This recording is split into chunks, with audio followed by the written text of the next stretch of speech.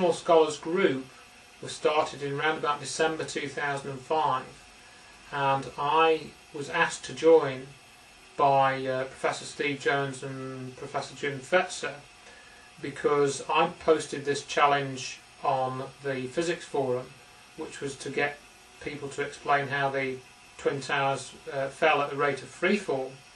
And I'd seen this on a video. They actually fell at the freefall rate. I'd seen that probably almost a year earlier. And I started writing letters to my MP about this and various other people. And as I mentioned a few minutes ago, the thread on this physics forum I posted, it ran to 900 pages and about 4,000 or 5,000 posts or something, and it ran for 9 months. So I assume that that's where they got my name from, as somebody who's talking about physics and 9/11. And as I mentioned to you earlier, I work part-time for the Open University, and Steve Jones and Jim Fetzer had said, if you want to join the scholars group, you can join as a full member, an associate member, or a student member. And I asked to join as an associate member because I was only part-time tutor for the Open University, and so I thought, well, obviously I'm not a real academic. I'm only a part-time academic, as it were. I'm not a tenured professor or doctor. I don't have a PhD. I've just got a bachelor's degree in computer science and physics. So I do have something of a background in physics. I'm not ignorant about it. But then Steve Jones said, no, we'll come on as a full member. So I thought, okay, well, there wasn't any membership fee or anything. It was just you sign up for it and away you go. And so I thought, fantastic, the academic community is now finally waking up to the problems with the official 9/11 story. And so it went. They did a couple of press releases, saying how the Bin Laden story was false and all this. And Steve Jones did this presentation about how he thought that thermite had been used in the destruction of the towers, and he got this photograph which he claimed showed a white flash, which was a flash of a thermite reaction. Later on, I think it was about March 2006, there was this video that was found on the internet, and this video claimed to show molten metal pouring out of the side of one of the towers a few minutes before the tower collapsed. And this video was on the Google Video internet site, and Steve Jones had wanted to use this video in a PowerPoint presentation, and so he put a notice round saying, can anybody convert this video into a suitable format? So I said, yeah, I can do that, because I had the software to do it, which is what I did.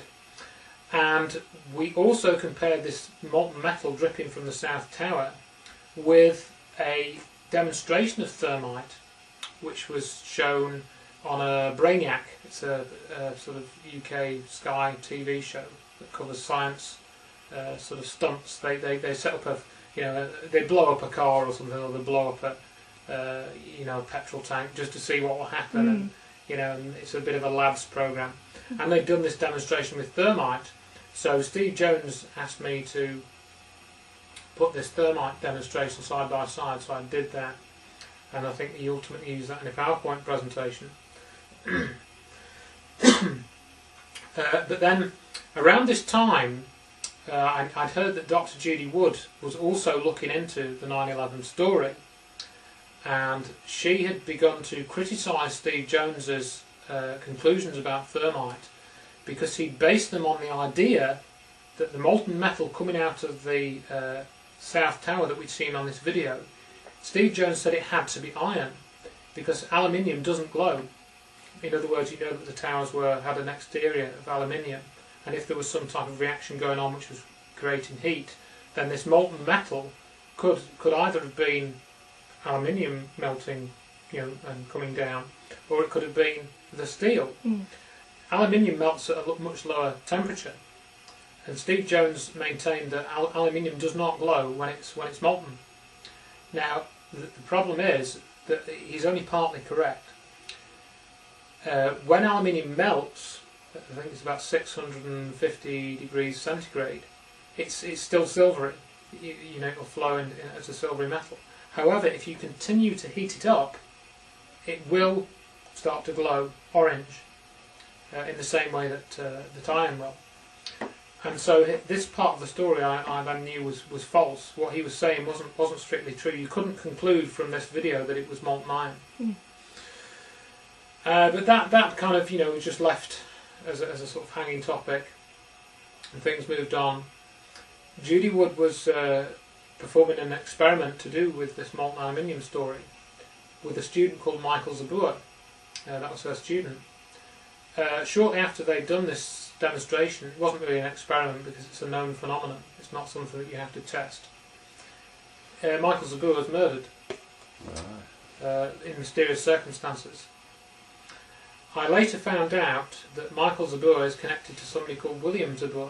William Zabur is Michael Zabur's uncle. And I'll mention the relevance of that shortly. I then discovered sometime later that year, I can't remember the exact date, it was probably late in 2006,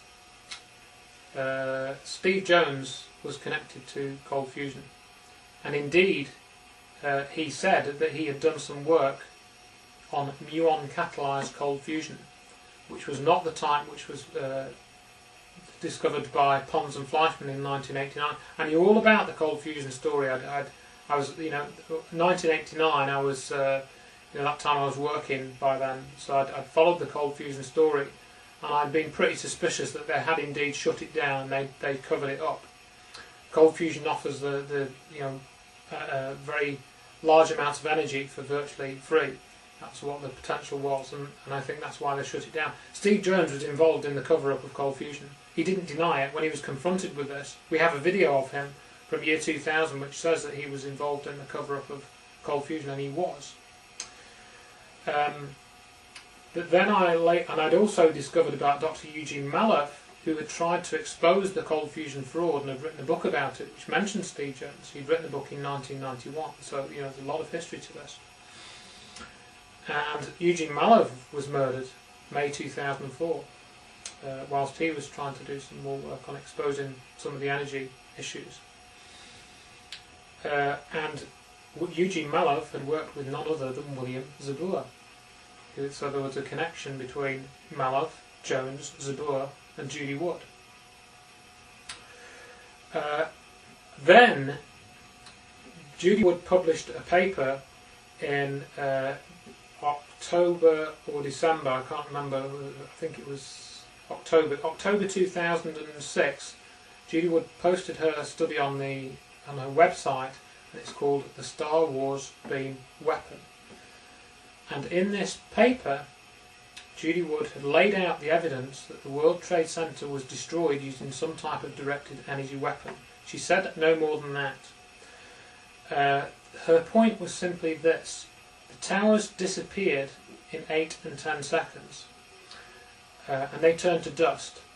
They literally did turn to dust. You just have to watch the videos again. They turned to dust. Other main point was when you look at the pictorial record, there is no debris. There is virtually no debris at the bottom. There are no steel girders, or very few steel girders. I later calculated that there should have been 500 miles length of steel girders in the rubble pile. That works out the total height and the total number of columns. And there's virtually nothing left. So she pointed this out. She also pointed out that there were circular holes in the pavement, and there were circular holes in the tops of the building. Now, for anyone that says thermite did this, or the building fell down and crushed the things below it and all this sort of thing, well, there was no debris left to have crushed anything, and things falling down from the top of a building doesn't create circular holes with a repeated pattern of 24 feet circular diameter. So I knew that she was onto something here. There was no denying that